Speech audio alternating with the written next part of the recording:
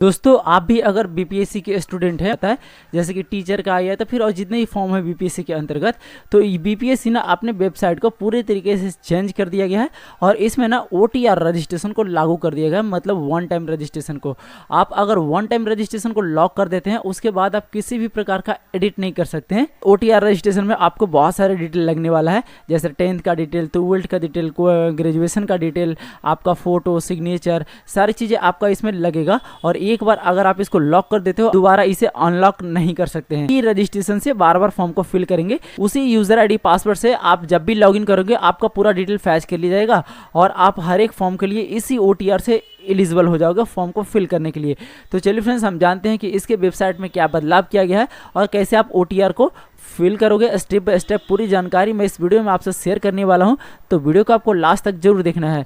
Video अगर आपको जरा सा भी हेल्पफुल लगे तो वीडियो को अपने दोस्तों में जरूर शेयर करिएगा।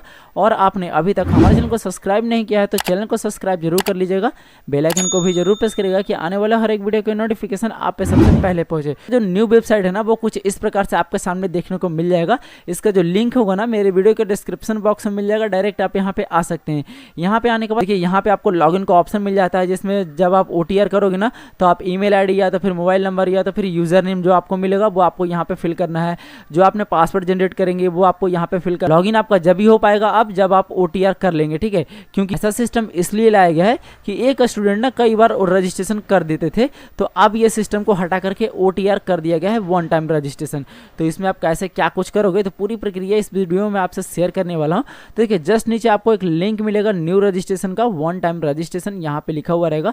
सिंपली इस पर आपको क्लिक करना है। जैसे आप इस पर क्लिक करेंगे तो आपके सामने इंस्ट्रक्शन आ जाएगा जो कि डिजीलॉकर से ये फैच करेगा।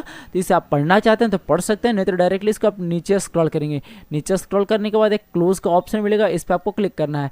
जैसे आप क्लोज वाले ऑप्शन पे क्लिक करेंगे तो वन टाइम रजिस्ट्रेशन करने का जो फुल डैशबोर्ड होगा ना वो आपके सामने खुल करके आ जाएगा।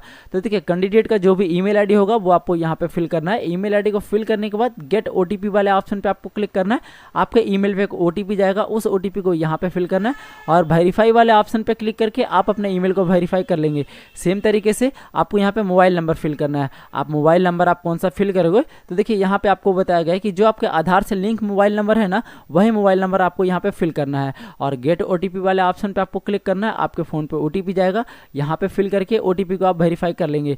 ओटीपी को वेरीफाई करने के बाद आपको एक पासवर्ड जनरेट करना है। तो पासवर्ड आप कैसा जनरेट करोगे तो एग्जाम्पल के तौर पर मैं आपको बता दूँ कि फर्स्ट लेटर जो आपका होगा वो कैपिटल कुछ स्मॉल लेटर ले लेंगे, एक स्पेशल कैटेगरी और 1 2 3 4 आप कुछ भी यहाँ पे फिल कर सकते हैं। जो पासवर्ड आप यहाँ पे जनरेट करेंगे ना सेम पासवर्ड आपको कंफर्म पासवर्ड वाले बॉक्स में फिल करना है। उसके बाद थोड़ा सा आपको नीचे स्क्रॉल करना है। जितना भी डिटेल आप फिल करोगे ना वो सारा डिटेल आपके 10th के मार्कशीट से मैच होना चाहिए। तो कैंडिडेट का फुल नेम आपको यहाँ पे फिल करना है, सेम नेम को यहाँ पे आपको वेरीफाई करना है। उनका फादर नेम आपको यहाँ पे फिल करना है, सेम नेम को आपको इधर वेरीफाई करना है। उनका मदर नेम आपको यहाँ पे फिल करना है, सेम नेम को वेरीफाई करना है। इनका डेट ऑफ बर्थ आपको यहाँ पे फिल करना है। तो डेट ऑफ बर्थ फिल करने के लिए आपको कैलेंडर का ऑप्शन यहाँ पे मिल जाता है, इस पर आपको क्लिक करना है। कैलेंडर खुल करके आ जाएगा। सबसे पहले आप अपना ईयर को चूज कर लेंगे, इस प्रकार से स्क्रॉल करके जो भी आपका ईयर होगा उसके बाद आप अपना मंथ को चूज करेंगे। उसके बाद आप अपना डेट को चूज कर लेंगे। आपका डेट ऑफ बर्थ फिलअप हो जाएगा। आप जो डेट ऑफ बर्थ आपने इधर फिल किया ना सेम इधर आपको वेरीफाई कर लेना है। आपसे जेंडर पूछा जा रहा है कि आप मेल का रजिस्ट्रेशन कर रहे हैं या फीमेल का कर रहे हैं, तो वो आप अपने अकॉर्डिंग चूज कर लेंगे। सेम चीज आपको यहाँ पे वेरीफाई करना होगा। यहाँ पे आईडी टाइप आपसे पूछा जा रहा है कि आपके पास ना पहचान पत्र में क्या है, तो सिंपली यहाँ पे क्लिक करेंगे। 3 ऑप्शन आपको यहाँ पे देखने को मिलेगा, आधार कार्ड, पैन कार्ड और ड्राइविंग लाइसेंस। तो जो भी आपके पास है आप यहाँ से चूज करेंगे। चूज करने के बाद आधार नंबर आपको यहाँ पे फिल करना है, सेम आधार नंबर को यहाँ पे वेरीफाई करेंगे। उसके बाद थोड़ा सा आपको नीचे स्क्रॉल करना है। यहाँ पे आपसे पूछा जाएगा आपने ना जो 10th क्लास पास किया ना वो किस ईयर में किया है, तो सिंपली यहाँ पे क्लिक करेंगे और आप जिस भी ईयर में 10th क्लास पास किए हो उस ईयर को आपको चूज कर लेना है। उसके बाद यहाँ पे आपसे पूछा जाएगा कि आपने जो 10th क्लास पास किया ना वो किस बोर्ड से आपने पास किया, सिंपली यहाँ पे क्लिक करेंगे। तो देखिए कुछ बोर्ड का नाम यहाँ पे शो करेगा। अगर आपके बोर्ड का नाम नहीं आता है तो आपको यहाँ पे आधार का ऑप्शन मिलेगा, आधार पे आपको क्लिक करना है। उसके बाद यहाँ पे आपसे 10th क्लास का रोल नंबर पूछा जाएगा, तो आप अपना रोल नंबर यहाँ पे फिल कर लेंगे। यहाँ पे आपको 12th का डिटेल देना है कि आपने जो 12th ना किस ईयर में पास किया, तो सिंपली यहाँ पे क्लिक करेंगे और आप अपने 12th का ईयर यहाँ से चूज कर लेंगे। यहाँ पे देखेंगे आपसे पूछा जा रहा है कि what is your blood group. अगर आपको आपका ब्लड ग्रुप पता है तो आप यहाँ पे फिल करेंगे, और अगर पता नहीं है ना तो आप पहले चेक करवा लेंगे, उसके बाद आप अपना ब्लड ग्रुप यहाँ पे फिल करेंगे। उसके बाद यहाँ पे आपसे पूछा जा रहा है कि आपका जो स्पोर्ट्समैन है वो कौन सा फेवरेट है, तो आप अपने फेवरेट स्पोर्ट्समैन का यहाँ पे नाम फिलअप करेंगे। उसके बाद थोड़ा सा आपको नीचे स्क्रॉल करना है, ये कैप्चा को यहाँ पे आपको फिल करना है और रजिस्टर वाले ऑप्शन पे आपको क्लिक करना है। जैसे आप रजिस्टर वाले ऑप्शन पे क्लिक करेंगे तो यहाँ पे आपसे बोला जाएगा कि आपका जो रजिस्ट्रेशन है ना वो सक्सेसफुली सबमिट हो चुका है। अब आपको डिजीलॉकर से वेरीफाई करना होगा, तो उसके लिए आपको यस वाले ऑप्शन पे क्लिक करना है। जैसे आप यस वाले ऑप्शन पे क्लिक करेंगे थोड़ा सा आपको वेट करना है, आपके सामने डिजीलॉकर अकाउंट का फुल डैशबोर्ड यहाँ पे खुल करके आ जाएगा। तो अगर आपने अभी तक डिजीलॉकर अकाउंट नहीं बनाया है तो डिजीलॉकर अकाउंट आपको कैसे बनाना है, इस वीडियो के आई बटन में वो वीडियो आपको मिल जाएगा, वहां पर जाकर के देख लेंगे कि आपको डिजीलॉकर अकाउंट कैसे बनाना है। साइन अप करने का ऑप्शन आपको यहाँ पे मिल जाता है। आपने पहले डिजीलॉकर अकाउंट बनाया है, नंबर से आपने डिजीलॉकर अकाउंट बनाया होगा, उस नंबर को आपको यहाँ पे फिल करना है। अपना पिन आप यहाँ पे फिल करेंगे, यहाँ पे आपको एक कंसेंट मिलेगा, इस पर आपको चेक मार्क करना है और साइन इन वाले ऑप्शन पे आपको क्लिक करना है। साइन इन वाले ऑप्शन पे क्लिक करेंगे ना तो जो भी आपके आधार से मोबाइल नंबर लिंक होगा वो आपको यहाँ पे शो करेगा और उस पर एक ओटीपी गया होगा, उस ओटीपी को आपको यहाँ पे फिल करना है और साइन इन वाले ऑप्शन पे आपको क्लिक करना है। साइन इन वाले ऑप्शन पे क्लिक करेंगे ना तो आपके सामने डिजीलॉकर का जो भी आपका डिटेल होगा वो यहाँ पे शो करेगा। आप डिजीलॉकर अकाउंट से ना आप क्या क्या टैग करना चाहते हैं वो आपको यहाँ पे शो करेगा, जैसे कि आपका आधार कार्ड, आपका पैन वेरिफिकेशन रिकॉर्ड, आपका ड्राइविंग लाइसेंस, मतलब डिजीलॉकर अकाउंट से जो भी आपका लिंक होगा वो पूरा लिंक आपका यहाँ पे शो करेगा कि आपका कितना डॉक्यूमेंट इसमें अटैच है। अगर सभी को आप लिंक करना चाहते हैं सभी को आप चेक मार्क करेंगे, और अगर दो ही चीज़ को आपको लिंक करना है जैसे कि आधार और पैन तो आप दोनों को आपको चेक मार्क रहने देना है। उसके बाद थोड़ा सा आपको नीचे स्क्रॉल करना है, यहाँ पर अलाउ का एक ऑप्शन मिलेगा, इस पर आपको क्लिक करना है। जैसे आप इस पर क्लिक करेंगे ना थोड़ा सा आपको यहाँ पे वेट करना होगा, तो वापस से आप होम डैशबोर्ड पर लेकर के आ जाएगा। लेकिन आप कैसे करोगे, तो जो अभी आपने रजिस्ट्रेशन के समय में ईमेल आईडी या तो फिर मोबाइल नंबर दिया उसको आपको यहाँ पे फिल करना है, और जो अभी आपने पासवर्ड जनरेट किया उसको यहाँ पे आप फिल करेंगे और लॉगिन वाले ऑप्शन पे आपको क्लिक करना है। जैसे आप लॉगिन वाले ऑप्शन पे क्लिक करेंगे आपके सामने कैप्चा फिल करने का ऑप्शन आ जाएगा, तो ये कैप्चा को यहाँ पे आपको फिल करना है और प्रोसीड वाले ऑप्शन पे आपको क्लिक करना है। जैसे ही आप लॉगिन हो जाओगे ना आपके सामने इंटरफेस कुछ इस प्रकार से शो करेगा। तो OTR जनरेट करने के लिए यहाँ पे कुछ इंस्ट्रक्शन आपको दिए गए हैं, आप पढ़ना चाहते हैं तो पढ़ सकते हैं, नहीं तो डायरेक्टली आपको यहाँ पे एक ऑप्शन मिलेगा प्रोफाइल करेक्शन का, सिंपली इस वाले ऑप्शन पे आपको क्लिक करना है। जैसे इस वाले ऑप्शन पे क्लिक करेंगे देखिए 6 स्टेप में ना आपको OTR को कंप्लीट करना है। तो फर्स्ट स्टेप आपका होगा पर्सनल इन्फॉर्मेशन का, सेकंड स्टेप में एड्रेस इन्फॉर्मेशन, थर्ड स्टेप में अदर इन्फॉर्मेशन, और फोर्थ स्टेप में जितना भी आपके पास क्वालिफिकेशन है सभी का इन्फॉर्मेशन आपको यहाँ पे दे देना है, क्योंकि दोबारा ये एडिट नहीं हो पाएगा। और 5 स्टेप में आपको आपके पास एक्सपीरियंस है तो आप इसे फिलअप कर सकते हैं, नहीं तो आप इसे आप नेक्स्ट कर सकते हैं। उसके बाद photo and signature and profile locking का ऑप्शन आता है। तो स्टेप बाय स्टेप करके मैं सारा प्रक्रिया आपको बताने वाला हूँ, तो थोड़ा सा आपको नीचे स्क्रॉल करना है। जैसे आप थोड़ा सा नीचे स्क्रॉल करेंगे ना पर्सनल डिटेल यहाँ पे शो करेगा जो भी आपने रजिस्ट्रेशन के समय में डाटा को फिल किया। अब देखिए कैंडिडेट का नाम आपको यहाँ पे हिंदी में फिल करना है, तो हिंदी में आप कैसे फिल करोगे, तो यहाँ पे इस कॉलम पे आपको क्लिक करना है और आप अपने नाम को ना इस प्रकार से टाइप करोगे। जैसे आप अपना नाम इंग्लिश में टाइप करोगे ना आपको नीचे सजेशन करता जाएगा कि आपका जो करेक्ट नेम है ना वो आप यहाँ पे सिलेक्शन कर लीजिए। जैसे आप सिलेक्शन करोगे आपको क्या करना है, लास्ट नेम भी यहीं पर टाइप करना है। जैसे आप लास्ट नेम टाइप करोगे उसी सजेशन आपको यहाँ पे आ जाएगा, तो आप यहाँ से सिलेक्शन कर लेंगे। ठीक है, इस प्रकार से आपको हिंदी का नेम फिलअप कर लेना है। हिंदी नाम को फिलअप करने के बाद यहाँ पे देखेंगे कि आपसे मटेरियल स्टेटस पूछा जा रहा है, मतलब वैवाहिक स्थिति, तो इस पर क्लिक करेंगे और आप ना मैरिड हैं या अनमैरिड हैं तो आप अपने अकॉर्डिंग यहाँ से चूज कर लेंगे। उसके बाद सेम चीज़ को यहाँ पे आपको वेरीफाई करना होगा, तो सेम चीज़ आप यहाँ पे वेरीफाई कर लेंगे। उसके बाद देखेंगे कि आपसे यहाँ पे पूछा जा रहा है कि बॉडी आइडेंटिफिकेशन मार्क्स, आपके शरीर पे कहीं पे कटा छटा के निशान हो या तिल का निशान हो, उसका डिटेल आप यहाँ पे फिलअप करेंगे। यहाँ पे आपसे पूछा जा रहा है कि you have a change your name, इसका जो कहने का मतलब है कि अगर आपके नाम में कुछ चेंजिंग वगैरह है आपके आधार में और आपके 10th के मार्कशीट में या तो फिर फ्यूचर में कोई चेंजिंग वगैरह होने वाला है तो आपको यस पे क्लिक करके वो चेंज वाला नाम आप यहाँ पे फिल कर सकते हैं। उसके बाद फ्रेंड्स यहाँ पे आपसे पूछा जाएगा कि are you citizen of India, अगर आप इंडिया के नागरिक हैं तो आपको क्या करना है, यहाँ पे यस पे क्लिक करना है। जैसे आप यस पे क्लिक करेंगे ना तो यहाँ पे आपसे पूछा जाएगा कि are you permanent residence of the Bihar, क्या आप बिहार के मूल निवासी हैं, तो आपको अगर आप बिहार के निवासी होंगे तो आपको यस पे क्लिक करना है। जैसे आप यस पे क्लिक करेंगे ना, आप यस पे क्लिक करेंगे ना सेम चीज़ को आपको यहाँ पे दोबारा से यस पे क्लिक करके वेरीफाई कर लेना है कि आप ना बिहार के मूल निवासी हैं। ठीक है, और अगर आप बिहार के मूल निवासी नहीं है तो आपको नो पे क्लिक कर देना, ये कॉलम ही बंद हो जाएगा। तो इस प्रकार से आप इसको सिलेक्शन कर लेंगे। सिलेक्शन करने के बाद थोड़ा सा इसमें आप नीचे स्क्रॉल करेंगे यहाँ पे आप सबको रेसिडेंस सर्टिफिकेट का नंबर आपसे मांगा जाएगा। तो जो भी आपके रेसिडेंस सर्टिफिकेट का नंबर होगा वो आप यहाँ पे फिल करेंगे। उसका इशू डेट आपको यहाँ पे फिल करना है। इसी डेट को फिल करने के लिए इस वाले कॉलम पे आपको क्लिक करना है, कैलेंडर खुल करके आ जाएगा। अब जब भी आपका रेसिडेंस सर्टिफिकेट बना होना जिस भी ईयर में, उस ईयर को आपको सिलेक्शन कर लेना है। उसके बाद आप अपना मंथ को सिलेक्शन करेंगे, उसके बाद आपको अपना डेट को सिलेक्शन कर लेना है। आपका इशू डेट यहाँ पे फिल हो जाएगा। उसके बाद यहाँ पे कैटेगरी आपसे पूछा गया है। तो देखिए यहाँ पे एक ऑप्शन आपको मिलेगा, do you belong on the any reserve category. अगर आप रिजर्व कैटेगरी से आते हैं तो आपको क्या करना है, यस पे क्लिक करना है। अब रिजर्व कैटेगरी में कौन कौन से कैटेगरी आता है, तो जैसे कि आप ईडब्ल्यूएस से बिलोंग करते हैं, या तो फिर एससी से, या तो फिर एसटी से, या तो फिर ईबीसी से, या तो फिर बीसी से। ये 5 कैटेगरी में से अगर आप आते हैं तो आप रिजर्व कैटेगरी से बिलोंग करते हैं। और अगर आप जनरल से आते हैं तो आपको नो पे क्लिक रहने देना है, ठीक है। और अगर आप ये 5 में से किसी कैटेगरी से आते हैं तो आपको यस पे क्लिक करना है। जैसे आप यस पे क्लिक करोगे कुछ कॉलम खुल करके आ जाएगा। यहाँ पे आपसे कैटेगरी कोड पूछा जाएगा, सिंपली यहाँ पे क्लिक करेंगे। तो ईडब्ल्यूएस, एससी, एसटी, ईबीसी या बीसी, तो आपकी कैटेगरी क्या है तो आप अपने अकॉर्डिंग यहाँ पे सिलेक्शन कर लेंगे। सिलेक्शन करने के बाद सेम चीज़ यहाँ पे आपको वेरीफाई करने के लिए बोला जाएगा, आप वेरीफाई भी कर लेंगे। अब यहाँ पे सेलेक्ट कास्ट नेम आपसे बोला गया, सिंपली इस पर क्लिक करेंगे। जो भी आपका कास्ट है ना, आप यहाँ से सर्च करके यहाँ पे आप सिलेक्शन कर सकते हैं। सिलेक्शन करने के बाद यहाँ पे आपसे एनसीएल का सर्टिफिकेट नंबर मांगा जाएगा। देखिए एनसीएल किसको किसको बनवाना है, एनसीएल किनका किनका यहाँ पे लगता है, ईबीसी और बीसी कास्ट से अगर आप बिलोंग करते तो आपको एनसीएल बनाना होगा, ठीक है। और अगर आप ईडब्ल्यूएस से आते हैं तो आपको ईडब्ल्यूएस सर्टिफिकेट बनाना होगा। और अगर आप एससी एसटी से बिलोंग करते हैं तो आपको यहाँ पे कास्ट सर्टिफिकेट का सीरियल नंबर फिलअप करने का ऑप्शन आ जाएगा। तो मेरा ईबीसी है तो इसलिए यहाँ पे एनसीएल सर्टिफिकेट नंबर फिलअप करना है। उसका इशू डेट आपको फिलअप करना है। इशू डेट कैसे फिलअप करना है, तो यहाँ पे आपको क्लिक करना है, कैलेंडर खुल करके आ जाएगा। इशू डेट आप अपने अकॉर्डिंग यहाँ से चूज कर लेंगे। उसके बाद थोड़ा सा आपको नीचे स्क्रॉल करना है। यहाँ पे आपसे पूछा जाएगा कैटेगरी इशू बाय, मतलब जो आपका कैटेगरी सर्टिफिकेट इशू हुआ ना, कास्ट सर्टिफिकेट, वो कहाँ से इशू हुआ, बिहार से या तो फिर अदर स्टेट से। तो सिंपली जाहिर सी बात है कि अगर आप बिहार के रहने वाले हैं तो इसमें OTR कर रहे होंगे। और अगर आप अदर स्टेट के रहने वाले हैं तो आपसे नहीं तो निवास मांगा जाएगा और नहीं तो कास्ट सर्टिफिकेट मांगा जाएगा। तो सिंपली आपको बिहार वाले ऑप्शन को चूज कर लेना है। उसको थोड़ा सा आपको नीचे स्क्रॉल करना है। यहाँ पे आपसे पूछा जाएगा कि are you grandson grand daughter of the freedom fighter as पर एडवर्टाइजमेंट। तो अगर आप ना स्वतंत्रता सेनानी के नाती नतनी या पोता पोती होंगे तो आपको क्या करना है, यस पे क्लिक करना है, अन्यथा आपको नो पे किसको क्लिक रहने देना है। डिसेबिलिटी डिटेल, तो अगर आप जिस भी कैंडिडेट का फॉर्म फिल कर रहे हैं या तो फिर OTR में रजिस्ट्रेशन कर रहे हैं, अगर वो विकलांग है तो आपको यस पे क्लिक करके यहाँ पे डाटा को फिल करना होगा। और अगर वो विकलांग नहीं है सिंपली आपको नो पे क्लिक रहने देना है। उसके बाद थोड़ा सा आपको नीचे स्क्रॉल करना है। स्पोर्ट्स डिटेल अगर आपके पास है तो आप यहाँ पे यस पे क्लिक करेंगे, अन्यथा आपको नो पे क्लिक रहने देना है। एक्स सर्विसमैन है तो आपको यस पे क्लिक करना है, अन्यथा आपको नो पे क्लिक रहने देना है, ठीक है। एनसीसी कैडेट अगर आप हैं तो आपको क्या करना है, यस पे क्लिक करके डाटा को फिल करना है, अन्यथा आपको नो पे क्लिक रहने देना है। इस प्रकार से देखेंगे कि यहाँ पे आपसे पूछा जाएगा कि गवर्नमेंट एम्प्लॉय, सरकारी कर्मचारी होने का विवरण।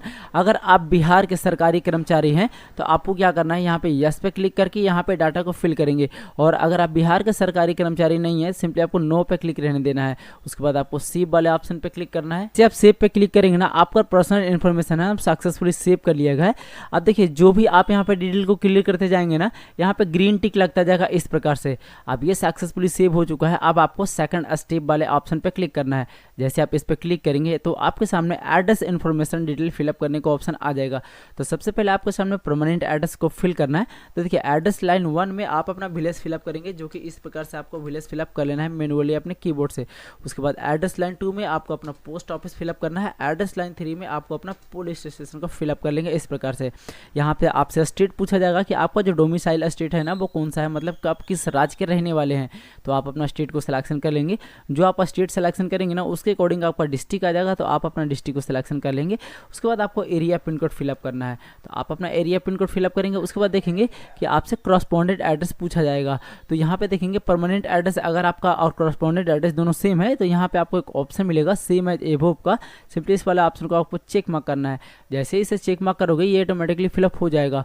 और अगर ये चेंज है ना तो इसे आप दोबारा से फिल कर लेंगे। उसके बाद आपको सेव वाले ऑप्शन पे क्लिक करना है। जैसे आप सेव वाले ऑप्शन पे क्लिक करेंगे तो यहाँ पे आपसे बोला जाएगा कि एड्रेस इन्फॉर्मेशन सक्सेसफुली, मतलब इसका भी ग्रीन टिक लग चुका है, ये भी सक्सेसफुली सेव कर लिया गया है। अब स्टेप 3 में आपको अदर इन्फॉर्मेशन को फिल करना है, तो इस वाले ऑप्शन पे आपको क्लिक करना है। जैसे इस वाले ऑप्शन पे क्लिक करेंगे, देखिए कुछ चीज़ें यहाँ पे बहुत बारीकी तरीके से पूछा गया है कि details of the court processing criminal action pending against you. अगर आपके विरुद्ध किसी भी अदालत में कार्यवाही चल रही हो या तो फिर आपराधिक कार्रवाइयों का विवरण अगर आपके पास है, तो यहाँ पे आपको क्या करना है, यस नो में जवाब देना है। तो अगर आप पे कोई क्रिमिनल केसेस वगैरह है या तो फिर किसी कोर्ट में केस वगैरह पेंडिंग है, तो आपको यस पे क्लिक करके डाटा को उसका फिल करेंगे, अन्यथा आपको नो पे क्लिक कर देना है सभी ऑप्शन को, ठीक है। अगर आप पे केस है तो आपको यस पे क्लिक करना है, अन्यथा आपको नो पे क्लिक कर देना है। इस प्रकार से जैसे आप नो चूज करोगे उसको थोड़ा सा आपको नीचे स्क्रॉल करना है। यहाँ पे आपसे पूछा जा रहा है कि particular of prize medal scholarship ETC. अगर आपको किसी स्कूल कॉलेज में या तो फिर एनसीसी में या तो फिर किसी गेम्स में या तो किसी टीम में अगर आपको मेडल्स वगैरह मिला हो या प्राइज वगैरह या तो फिर किसी प्रकार का स्कॉलरशिप, तो यहाँ पे आपको 0 से लेकर 100 कैटेगरी में उसे टाइप करना है कि आपको कौन सा आपके पास जो है ना खेल का है सर्टिफिकेट है या तो फिर स्पोर्ट्स का है या तो फिर मेडल है आपके पास। तो जो भी है आप अपने अकॉर्डिंग यहाँ पे लिखेंगे, और अगर नहीं है तो ये कॉलम को खाली छोड़ देंगे या मैंडेटरी नहीं है। उसके बाद आपको सेव वाले ऑप्शन पे क्लिक करना है। जैसे आप सेव वाले ऑप्शन पे क्लिक करेंगे तो यहाँ पे भी ग्रीन टिक लग चुका है, इसका मतलब ये भी सक्सेसफुली सेव हो चुका है। अब यहाँ पे देखेंगे स्टेप 4 में आपको क्वालिफिकेशन इन्फॉर्मेशन फिलअप करना है। तो सबसे इंपॉर्टेंट पार्ट जो है ना फ्रेंड्स यही है। तो सिंपली इस पर क्लिक करेंगे, देखेंगे यहाँ पे ब्लैंक आ रहा है, तो इसके लिए आपको टेंशन नहीं लेना है, थोड़ा सा आपको नीचे स्क्रॉल करना है। देखिए यहाँ पे आपको सबसे पहले 10th का डिटेल फिल करना है। तो 10th का डिटेल में आपको क्या क्या फिल करना है, तो मैं पूरी प्रक्रिया आपसे बता रहा हूँ, तो आपको ध्यान से देखना है, कहीं पे आपको मिस्टेक नहीं करना है या तो फिर वीडियो स्किप नहीं करना है, नहीं तो आपसे मिस्टेक होगा और दोबारा से एडिट नहीं हो पाएगा, ठीक है। तो देखिए क्वालिफिकेशन, पब्लिक इंटर्नशिप, योग्यता की जानकारी आपको यहाँ पे देना है। सिंपली यहाँ पे क्लिक करेंगे। अब सबसे पहले आपको यहाँ पे 10th को चूज कर लेना है। जैसे आप 10th को चूज करेंगे ना, थोड़ा सा आपका पेज लोड होगा, आपको इसको पूरी तरीके से लोड होने देना है। उसके बाद देखेंगे योग्यता का नाम, मतलब क्वालिफिकेशन नेम आपको यहाँ पे पूछा गया, सिंपली यहाँ पे क्लिक करेंगे और 10th यहाँ पे भी आपको चूज कर लेना है। उसके बाद सब्जेक्ट या ब्रांच, तो सिंपली यहाँ पे ये ब्लैंक आएगा क्योंकि 10th में ना ऑल सब्जेक्ट का एग्जाम होता है, जिसको ब्लैंक आएगा। उसके बाद आपने ना 10th किस स्टेट से किया, उस स्टेट का नाम आपको यहाँ पे चूज करना है। इस प्रकार से आप चूज कर लेंगे। अब जो स्टेट आप चूज करेंगे, आप उस स्टेट में ना जितने भी बोर्ड होंगे उसका नाम आपको यहाँ पे आ जाएगा। तो आप अपना बोर्ड या यूनिवर्सिटी का नाम यहाँ पे चूज करेंगे। देखिए स्टेट बोर्ड आ जाएगा, सीबीएसई, आईएससी, अदर। अब आपके स्टेट में जो भी बोर्ड चलता है उस बोर्ड का नाम आ जाएगा। अगर आपके स्टेट का बोर्ड का नाम नहीं आ रहा तो आप अदर को चूज कर सकते हैं। मेरे स्टेट का जो बोर्ड है वो यहाँ पे शो कर रहा है, तो मैं उसको चूज कर लेता हूँ। उसके बाद देखिए क्वालिफिकेशन स्टेटस, मतलब सिंपली यहाँ पे क्लिक करेंगे, पास्ट है या तो फिर क्वालिफाइड है या तो फिर अभी आप अपेयरिंग में है 10th, तो आप अपने को यहाँ पे चूज कर लेंगे। उसके बाद देखेंगे date of the qualification completion, योग्यता पूर्ण होने की तिथि, मतलब आपने 10th कब पास किया। सिंपली यहाँ पे क्लिक करेंगे और आपने जब भी 10th पास किया हो ना, आप यहाँ से चूज कर लेंगे। सबसे पहले ईयर को चूज करेंगे, उसके बाद मंथ को चूज करेंगे, उसके बाद आप अपना डेट को चूज करेंगे। आपका date of the passing year यहाँ पे फिल हो जाएगा। उसके बाद एग्जाम अटेम्प्ट, मतलब कितने बार आप प्रयास किए तब आप 10th पास किए। जैसे कि एक बार आपने प्रयास किया या तो फिर 2 बार। बहुत सारे केस में ऐसा होता है कि बहुत सारे लोग क्या करते हैं, एक बार में क्रॉस लग जाता है उनका, तो सेकंड बार उनका एग्जाम निकल पाता है। तो उस स्थिति में अगर आप एक बार में पास किए तो 1 फिलअप करेंगे, और अगर आप 2 बार में पास किए तो 2 फिलअप करेंगे, मतलब आपने 2 बार अटेम्प्ट किया। तो मैं सिंपली 1 फिलअप कर लेता हूँ। उसके बाद यहाँ से ऑब्टेन्ड मार्क्स पूछा जा रहा है कि आपका जो है ना 10th पे कितना नंबर आया। तो जितना नंबर आया होगा आप मैनुअली फिलअप कर लेंगे अपने कीबोर्ड से। उसके बाद यहाँ पे आपसे पूछा जा रहा है कि आपका जो है ना कितने का एग्जाम हुआ, वो चीज़ आप यहाँ पे फिल कर लेंगे। उसके बाद देखेंगे कि आपका जो है ना परसेंटेज कितना आया, यहाँ पे आप फिल कर लेंगे। परसेंटेज को फिल करने के बाद यहाँ पे आपसे पूछा जा रहा है कि number of the atomic months, जो आपने 10th किया ना उसमें कितने महीने लगे आपको 10th करने में। सिंपली यहाँ पे क्लिक करेंगे और नॉर्मली 12 मंथ को चूज कर सकते हो कि आपका नाम 12 मंथ का एटॉमिक कोर्स था 10th का, ठीक है। उसके बाद थोड़ा सा आप नीचे स्क्रॉल करेंगे, यहाँ पे क्लास या ग्रेड आपसे पूछा जा रहा है। तो सिंपली यहाँ पे क्लिक करेंगे। अब आपने 10th में फर्स्ट डिवीजन है या पास है या तो फिर सेकंड डिवीजन है या तो थर्ड डिवीजन है, वो आप अपने अकॉर्डिंग यहाँ पे चूज कर लेंगे। उसके बाद मोड आपसे यहाँ पे पूछा गया, सिंपली यहाँ पे क्लिक करेंगे। अब देखिए यहाँ पे 2 मोड आपको मिलेगा, एक डिस्टेंस और एक करस्पॉन्डेंट और एक रेगुलर। तो आपने 10th कैसे किया, डिस्टेंस से किया या तो फिर रेगुलर किया, तो आप अपने अकॉर्डिंग यहाँ पे चूज कर लेंगे। अब यहाँ पे कंपलसरी सब्जेक्ट में यहाँ पे आपको ब्लैंक आएगा क्योंकि 10th में सभी सब्जेक्टों का एग्जाम होता है। ऑप्शनल सब्जेक्ट भी यहाँ पे ब्लैंक आएगा। अब 10th का रोल नंबर आपको यहाँ पे फिल करना है। उसके बाद पासिंग ईयर आपको यहाँ पे बताना है कि उत्तीर्ण होने का वर्ष। तो सिंपली यहाँ पे क्लिक करेंगे और पासिंग ईयर यहाँ पे चूज कर लेंगे। चूज करने के बाद आपको ऐड वाले ऑप्शन पे क्लिक करना है। जैसे आप ऐड वाले ऑप्शन पे क्लिक करेंगे, थोड़ा सा आपको ऊपर जाना है, 10th का डिटेल आपका यहाँ पे ऐड होकर के आ चुका है। यहाँ पे एक लाइन दिख रहा है, इसको पकड़ के आप इधर करेंगे। अगर आपको इसमें कुछ मिस्टेक लगता है तो यहाँ पे एक्शन का एक ऑप्शन मिलेगा, आपको यहाँ पे एक पेन का ऑप्शन मिलेगा, इस पर क्लिक करके आप इसे एडिट भी कर सकते हैं। और अगर आपका सारी चीज़ सही है तो सिंपली आपको अब ना 12th का डिटेल ऐड करना है। सिंपली यहाँ पे क्लिक करेंगे, आप 12th या इंटरमीडिएट आप यहाँ पे चूज कर लेंगे और सेम तरीके से आपको यहाँ पे फिल कर लेना है सारी चीज़ों को। देखिए 12th का डिटेल भी आपने उसी प्रकार से ऐड कर लिया। अब जितना भी क्वालिफिकेशन आपके पास है ना, सभी क्वालिफिकेशन का डिटेल आप इसी प्रकार से बारीकी तरीके से ऐड करते जाना है आपको, ठीक है। सभी क्वालिफिकेशन को ऐड करने के बाद आपको थोड़ा सा इसमें नीचे स्क्रॉल करना है। यहाँ पे आपको एक सेव का ऑप्शन मिलेगा, सिंपली इस वाले ऑप्शन पे आपको क्लिक करना है। जैसे इस वाले ऑप्शन पे आप क्लिक करेंगे आपके सामने कंफर्मेशन का ऑप्शन आएगा, सिंपली आपको कंफर्म वाले ऑप्शन पे क्लिक कर देना है। थोड़ा सा आपको वेट करना है। देखिए क्वालिफिकेशन इन्फॉर्मेशन भी आपका सक्सेसफुली सेव हो चुका है। अब आपको एक्सपीरियंस इन्फॉर्मेशन देना है, तो इसको देने के लिए इस पर आपको क्लिक करना है। जैसे आप इस पर क्लिक करेंगे तो अगर आपके पास एक्सपीरियंस है तो आपको यस पे क्लिक करके डाटा को फिल करेंगे, और अगर आपके पास एक्सपीरियंस नहीं है सिंपली आपको नो पे क्लिक रहने देना है। उसके बाद आपको सेव वाले ऑप्शन पे क्लिक करना है। ये डाटा भी आपका सक्सेसफुली सेव हो चुका है। उसके बाद आपको upload photo and signature profile lock का ऑप्शन आएगा स्टेप नंबर 6 में, तो सिंपली इस पे आपको क्लिक करना है। जैसे आप इस पे क्लिक करेंगे तो यहाँ पे आपसे बोला जाएगा कैप्चर लाइव फोटो करने के लिए। तो देखेंगे आप फोटो को कैप्चर करने के लिए आपके सिस्टम में ना वेबकैम कनेक्ट होना चाहिए। देखिए लाइव फोटो लेने का ना कुछ इंस्ट्रक्शन यहाँ पे दिए गया है, आप उसे सही तरीके से पढ़ लेंगे। लाइव फोटो कैप्चर करते समय अभ्यर्थी यह सुनिश्चित करना चाहिए कि वह अपने चेहरे को वेबकैम से ठीक सामने के सीधे रखे या खुली आंखें से वेबकैम को सीधा देखें, ठीक है। अगर आप इधर उधर देखेंगे तो आपका ना फोटो कैप्चर सही से नहीं हो पाएगा। चेहरे पर समुचित प्रकाश होना चाहिए तो चेहरे, और नहीं तो बैकग्राउंड पे छाया रहे। बैकग्राउंड हल्के रंग का होना चाहिए, मतलब आपका जो बैकग्राउंड है ना वो व्हाइट रहेगा तो चलेगा, ठीक है। बैकग्राउंड में किसी प्रकार का सामान वगैरह नहीं आना चाहिए, ठीक है। बिल्कुल व्हाइट बैकग्राउंड रहेगा आपका, ठीक है। थोड़ा सा आप नीचे स्क्रॉल करेंगे, यहाँ पे देखेंगे कि जब आप फोटो कैप्चर कर रहे हो तो आपके चेहरे पे चश्मा नहीं लगा होना चाहिए, मास्क लगा हुआ नहीं चाहिए, मफलर, टोपी इत्यादि वगैरह नहीं होना चाहिए आपके चेहरे पे, ठीक है। अब फोटो कैप्चर करते समय आपको ये सुनिश्चित करना है कि जो फोटो आप कैप्चर कर रहे हो उस फ्रेम में ना आपका और कोई व्यक्ति ना आ पाए। अब देखिए इतना चीज़ आपका हो गया लाइव फोटो कैप्चर करने का इंस्ट्रक्शन। अब यहाँ पे जो आपको इंग्लिश सिग्नेचर को अपलोड करना है ना, उसका KB आपको यहाँ पे दिया गया है, तो 20 KB के अंडर में आप इंग्लिश सिग्नेचर को बना लेंगे। फोटो का जो हाइट वेट है ना, उसका डायमेंशन आपको यहाँ पे दिया गया है कि 150 पिक्सल से 200 पिक्सल तक, 220 पिक्सल तक आप सिग्नेचर को रख सकते हैं विथ, और इसका जो हाइट रहेगा 250 पिक्सल से 320 पिक्सल तक इसका विथ आप रख सकते हैं, ठीक है। सेम इंस्ट्रक्शन आपको हिंदी सिग्नेचर के लिए भी मिल जाता है, तो आप इसी प्रकार से सिग्नेचर को बना लेंगे। चलिए हम लाइव फोटो को सबसे पहले कैप्चर कर लेते हैं। लाइव फोटो को कैप्चर करने के लिए देखिए आपको यहाँ पे ऑप्शन मिल जाता है कैप्चर लाइव फोटो, सिंपली यहाँ पे आपको क्लिक करना है। आपके सामने 5 सेकंड का वेट करने के लिए बोला जाएगा, तो आपको 5 सेकंड का वेट कर लेना है। उसके बाद देखिए आपका कैमरा कुछ इस प्रकार से खुल करके आ जाएगा, तो आपको बिल्कुल सही तरीके से फोटो को ले लेना है। लाइव फोटो आपको इस प्रकार से कैप्चर कर लेना है। अगर आपका लाइव फोटो सही से कैप्चर नहीं होता है तो यहाँ पे आपको कट का ऑप्शन मिलेगा, आप इसे कट करके दोबारा से आप अपना लाइव फोटो कैप्चर कर सकते हैं।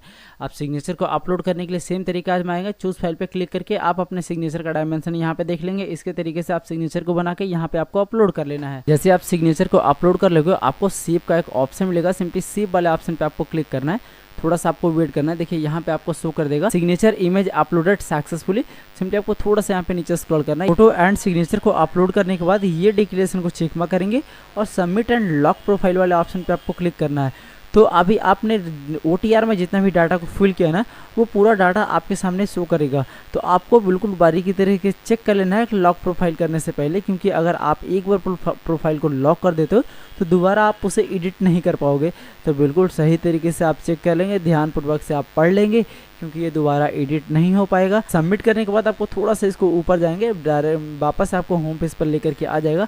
अब देखिए जब आप OTR कर लेते हो ना उसके बाद जो यूज़र ID पासवर्ड इसका है वो आपके ईमेल पे भी चला जाएगा और आपके फ़ोन पे भी चला जाएगा, तो उसे आप संभाल करके रख लेंगे। BPSC की तरफ से जितनी वैकेंसी आएगी ना, जैसे कि टीचर का हो गया या PCS का मेंस एग्जाम हो गया, जितनी भी तरह की वैकेंसी आएगी BPSC से सब इसी यूज़र ID पासवर्ड से फिलअप होगा। BPSC की तरफ से जितनी वैकेंसी आती है ना, जैसे टीचर का या तो PCS मेंस वगैरह हो गया, मतलब BPSC के अंतर्गत जितने भी एग्ज़ाम होते हैं सभी एग्ज़ाम का फॉर्म आपका इसी OTR से फिलअप होगा।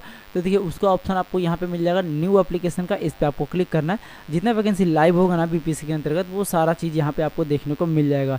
अब देखिए आपको अगर अपना अकाउंट देखना है तो यहाँ पे आपको एक ऑप्शन मिलेगा माय अकाउंट का, सिंपली इस वाला ऑप्शन पे आपको क्लिक करना है। अब देखिए आपके अकाउंट का जितना भी डिटेल है ना आप यहाँ से देख सकते हैं कि आपका प्रोफाइल स्टेटस कंप्लीट है या नहीं है, आपका नाम, आपका हिंदी में नाम, आपका मोबाइल नंबर, सारी चीज़ें आप यहाँ पे देख सकते हैं। इस प्रकार से आप अपने बीपीएससी में OTR को कंप्लीट कर सकते हैं ना किसी मिस्टेक के। तो वीडियो अगर आपको जरा सा भी हेल्पफुल लगा हो तो वीडियो को अपने दोस्तों में ज़रूर शेयर करिएगा। और आपने अभी तक हमारे चैनल को सब्सक्राइब नहीं किया है तो चैनल को सब्सक्राइब जरूर कर लीजिएगा, बेल आइकन को भी जरूर प्रेस करिएगा कि आने वाला हर एक वीडियो की नोटिफिकेशन आप पे सबसे पहले पहुँचे। तो मिलते हैं फिर से किसी ऐसे नया टॉपिक के साथ, तब तक के लिए धन्यवाद। देखते रहिए A to Z सॉल्यूशन। जय हिंद।